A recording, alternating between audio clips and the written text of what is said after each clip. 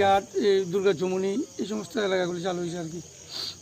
শুধু বনমালীপুরের একটা পার্ট, ওইদিকে কলেজ টিলার জলাশয় এই জায়গাটি বন্ধ আছে। এটি কিছুক্ষণ পরে আমরা চালু করার চেষ্টা করতেছি আর কি। এটিও চালু হয়ে যাবো আশা করতেছি। স্যার এখানে স্যার জিবি ট্রমা সেন্টার এগুলো কি সব লাইন? হ্যাঁ, জিবি আইজিএম হসপিটাল চালু আছে।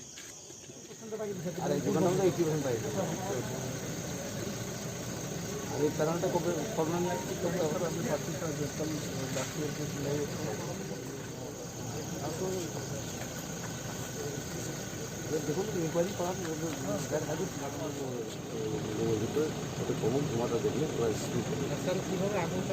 এটা ইনকোয়ারি করে দেখতে পারেন, ইনকোয়ারি করে দেখো ধোঁয়াটা কমে গেলে ঘুরতেও বেরোবে, ইনকোয়ারি করার জন্য। কেউ কি আহত হয়েছে স্যার? হ্যাঁ, কেউ কি আহত হয়েছে? না আহত না, না না কোনো ইনজিয়ার নেই, কোনো আহত নেই।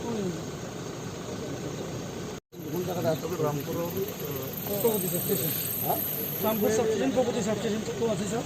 মানে শঙ্কর চুমনি, রামনগর, কৃষ্ণনগর, মেলার মাঠ, গান্ধীঘাট, এগুলো অলরেডি চালু হয়ে গেছে স্যার। চালু আছে।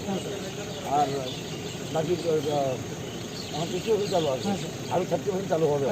কত ঘন্টা লাগবে? কত ঘন্টা? এই 30% স্যার ওই দিন হবে না, হবে না, 30% চালু হবে, 80% আপ হয়ে যাবে। এর উপরে আগুন লাগার পরে ভালো কাজই করছে, এবং কেন হয়েছে না হয়েছে একটা তদন্ত রিপোর্ট দেবে আমাদের। আর এই যে প্যানেল জ্বলে গেছে সেটাও 2 দিন ধরে ঠিক করে দেবে।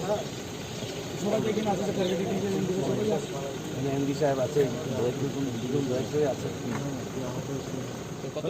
ফায়ার অ্যাক্সিডেন্ট হয়েছে আর কি।